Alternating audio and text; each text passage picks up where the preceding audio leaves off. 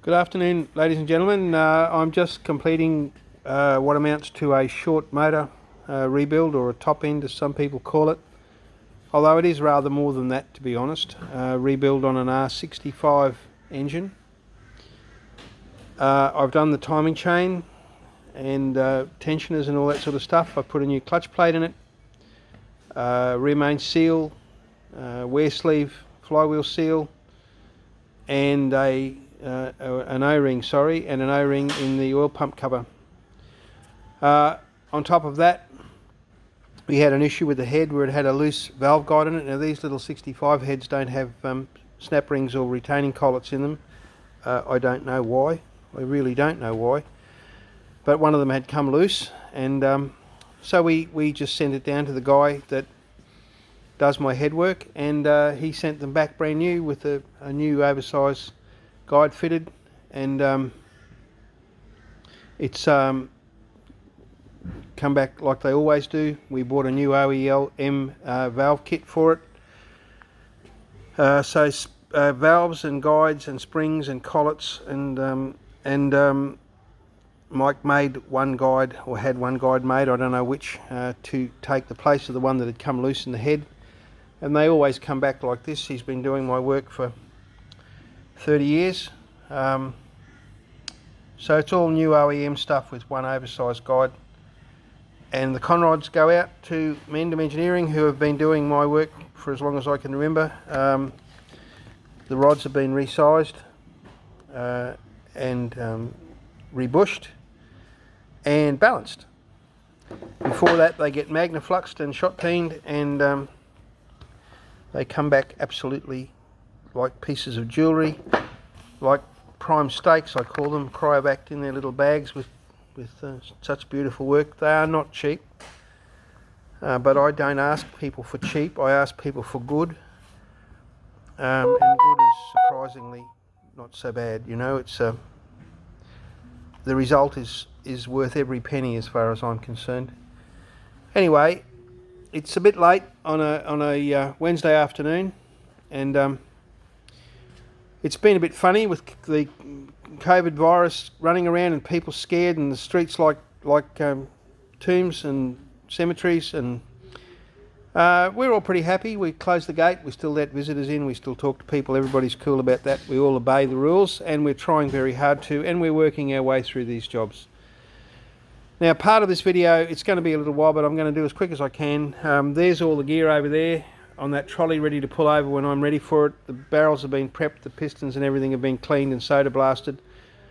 It's got new big end bearings, new gudgeon pins. The pistons and barrels are in good order. I had to get two cam followers for it. The other two were pretty perfect, and they are getting hard to come by now.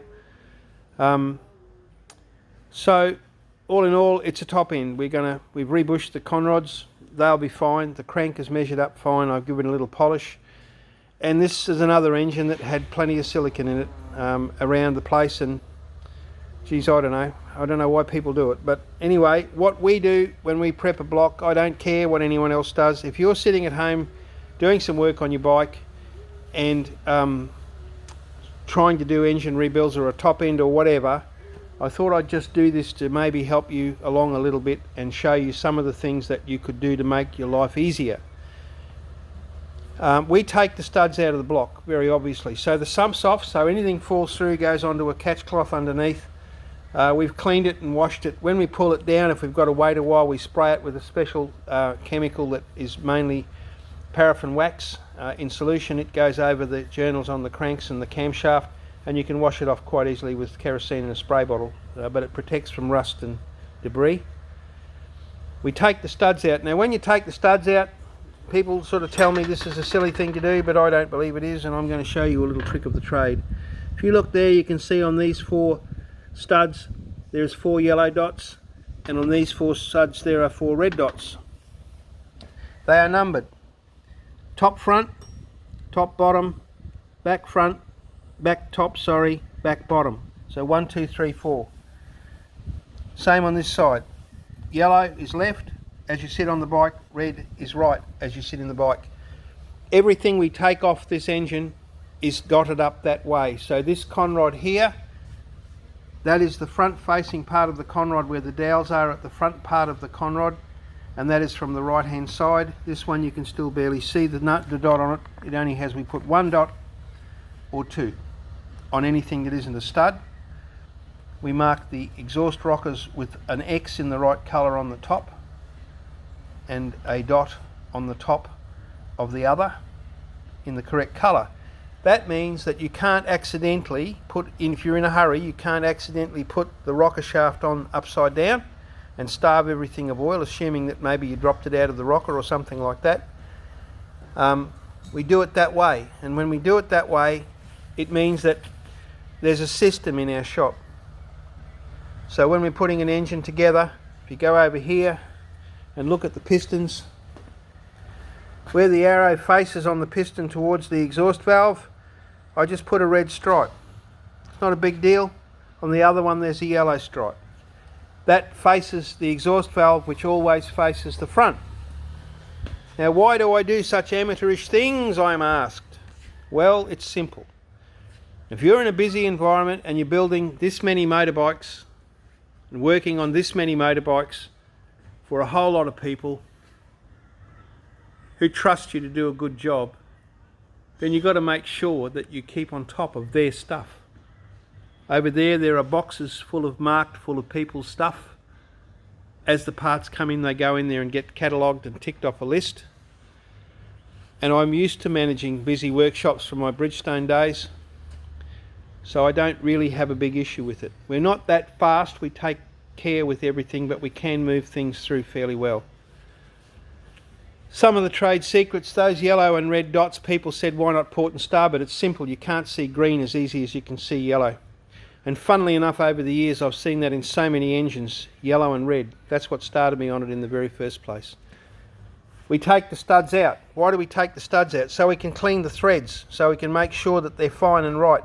And so by numbering them that way, top front, top back, bottom back, doesn't matter, it's yellow, they come out of the left side. They all come out of the same hole and they all go back in the back hole. A piece of tape you've written on doesn't fall off.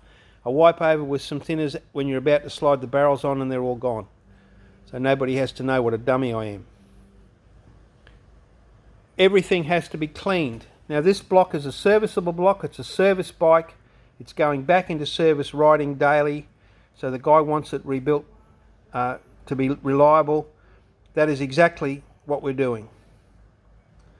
So out they come, and we spend a long time, longer, prepping the engine than we do putting it together. All the holes for the pushrod rubbers and everything else are cleaned until they're absolutely spotless and free of any kind of silicon or crap. Now here's the thing, I've often spoken about these oil galleries that run along the top of the engine.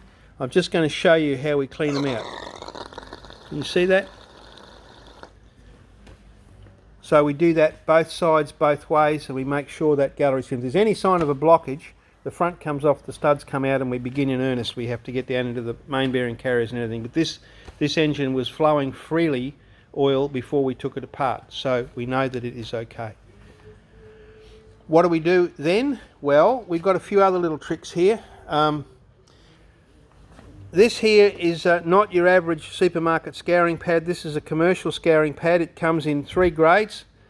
The burgundy, which I don't use prepping an engine, is a coarse grade, probably about 320 grit. This is about 600, this green stuff, and this is about 1,000. You can buy it from Worth, the company Worth. It's, I think, $30 for a pack of 10 or somewhere around about there. But you cut them into little strips, you don't use full sheets, and they last quite a long time. The green one I buy from a company called Forsch, and I buy that in a big roll because that's the one we use for cleaning up connectors and all kinds of stuff like that. My mainstay in here when I'm cleaning up around the thing in concert with those cloths is some good old-fashioned WD-40, and we have the sump off so we can always just flush and clean any debris that might get out of there through, and we do give that a very thorough flush. I could have showed you that if I had thought of it earlier. But everything is kept clean to the absolute max, and It's important because any little bit of grit or crap that gets stuck in there will mark a bearing or mark something else. So cleaning all that before we start the assembly of the engine, it will be done again. Everything wiped through clean with lint-free cloths. I don't in this shop buy bags of rags. I used to for years I bought bags and bags of cotton rags. They're not as good as they were now and they become a profit centre. Quite frankly, I go to Bunnings and I buy packs of 20 microfiber lint-free cloths, and we go through about 4 bags of those a month, so it's about $44.50 or $45 a month for rags. We start using them. First use of a cloth is when we start building an engine. We take it out of the bag clean, put it back together, make sure everything's spotless, and gradually that rag gets used down for wiping hands and wiping down spills and wiping up things and then wiping grease off things and then gets disposed of. They might cost me $10 or $15 more than a bag of rags across a month. Frankly, I don't care. I think they do so much of a better job and they don't leave lint everywhere that I use them all the time. To get the studs out of the block, if you decide to take the studs out, which I do, you double nut the studs like that. Use the flange on the head bolts, put the flanges together, nip them up, and then heat is your friend. Just heat around each stud hole gently. You don't have to heat it till it's glowing red hot, but if you heat it up till it's just a bit hot enough so you can just barely touch it or just can't touch it, that will be more than enough. And if the stud decides it's not going to come out, then don't be stupid, leave it there and do something else. But generally speaking, a little bit of heat, double nuts, and out they come. We clean the threads, we clean everything else. Check everything is right in here as far as the thread goes, make sure it's not pulled or helicoiled or wrong. Put it all back together when we're ready to go and we get a lovely oil tight finish. The other secret weapon that I'm going to tell you about is this one here. Now that's Lanatec. Inox make one as well, I understand. I have never used it. This is pure lanolin with a transport solvent in it.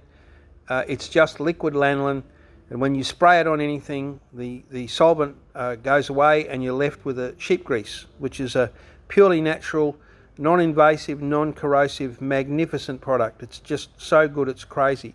Now the funny thing about Lanatec is that it's getting harder to find. The marketing on the other stuff is much better. One place you will find it is Burson's do carry it, and you'll also find, if you want to buy it online, you can go to Ruthie's website. I'm sure you all know Ruthie. He wrote an article on this shop in Bike Trader magazine. He also has his Outback Adventure business, and he's a good friend to the place. He has an online shop and he sells Lanatec because he believes in it like I do. I put it on pushrod rubbers. I put it on O-rings that before they go around the barrels, I rub my fingers around all the O-rings that go in the top of the holes here to seal the oil galleries. I use it in carburetors. I use it on the lips of seals instead of grease, and I absolutely guarantee you that it is the answer to your prayers. It's you don't need a lot of it, but it is good stuff. So there you go. This is one more thing. Andrew, who works here, was a bit bored this afternoon because he was waiting for something to dry, and we had these couple of old tools that were broken for working on something. I forget what, they've been there for years. So he cut the ends off of them and he made us 2 brand new ATE brake cam adjusting tools, perfectly fitted into the eccentric. They've even got a rubber handle. I feel a bit like the Roy Rogers of motor shop workmen at the moment. They're like my pearl handle revolvers. Beautiful, aren't they? So there you go. We'll start putting it together tomorrow. It'll be finished by tomorrow afternoon, ready for the customer to pick up, and it will be a lovely oil tight fresh motor, ready for another long period of time. The bottom ends in these motors and the oil distribution system is so good that so long as they haven't been abused and completely treated like crap, it's really very, very rare that you need to replace main bearings and crankshafts. You don't grind a crank in one of these anyway. If it gets to that point, you should replace it. If you get any pits in the camshaft or any pits at all in the cam followers, my advice to you is to replace both without question. Don't skimp on it. Put a new timing chain in and you'll get the result that you want. Spend the time cleaning. When you think you've cleaned it as much as you can, clean it a bit more. The cleaner it is, the better the gaskets will seal, the less chance you have of picking up crap in your engine, and the better the rebuild will go for you. Stay well, ride safely, until we meet again. Don't go anywhere where you can catch the virus. We want to see you all fresh and healthy this time next year.